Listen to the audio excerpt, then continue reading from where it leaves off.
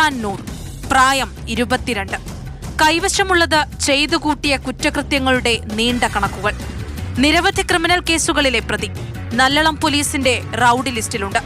സുൽത്താൻ നൂറിനെ പിടികൂടിയത് ജില്ലാ deputy police commissioner Anuj പലിവാളിന്റെ നേതൃത്വത്തിലുള്ള ജില്ലാ സ്പെഷ്യൽ ആക്ഷൻ ഗ്രൂപ്പും നല്ലളം പോലീസും ചേർന്ന്.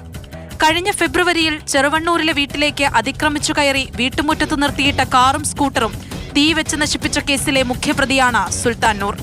ഈ കേസിൽ ജാമ്യത്തിലിറങ്ങിയ ശേഷം ചെറുവണ്ണൂരിലെ കടയിൽ നിന്നും മൊബൈൽ ഫോണുമായി കടന്നുകളഞ്ഞു. CCTV ദൃശ്യങ്ങളിൽ നിന്നും ഇയാളെ തിരിച്ചറിഞ്ഞിരുന്നു. സുൽത്താൻ ഫോൺ മോഷ്ടിച്ചെന്ന് ആളുകളോട് പറഞ്ഞതിന് വ്യാപാരിയെ ആക്രമിച്ചു. 500 രൂപ ചോദിച്ച് നൽകാത്തതിന് വ്യാപാരിയെ ബിയർ കുപ്പികൊണ്ട് തലക്കടിച്ച് ഗുരുതര പരിക്കേൽപ്പിച്ചു. ഈ കേസിൽ പോലീസ് അന്വേഷണം നടത്തുന്നതിനിടെ സുൽത്താൻ ഒളിവിൽ പോയി. ഇയാളുടെ സുഹൃത്തുക്കളെ കേന്ദ്രീകരിച്ചായി പിന്നീടുള്ള അന്വേഷണം. പോലീസിന്റെ രഹസ്യ നിരീക്ഷണവും ഉണ്ടായിരുന്നു. ലഹരിക്കടിമയായ സുൽത്താൻ കോഴിക്കോട്ടെ ലോഡ്ജിൽ തന്നെയുണ്ടായിരുന്നു. സുഹൃത്തിന്റെ സഹായത്തോടെയായിരുന്നു താമസം. ഇതറിഞ്ഞ പോലീസ് നിരീക്ഷണം ശക്തമാക്കി.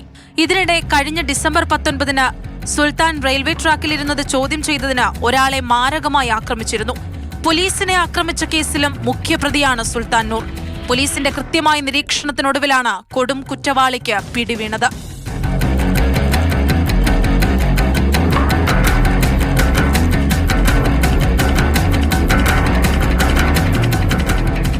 മാതൃഭൂമി ന്യൂസ്, കോഴിക്കോട്.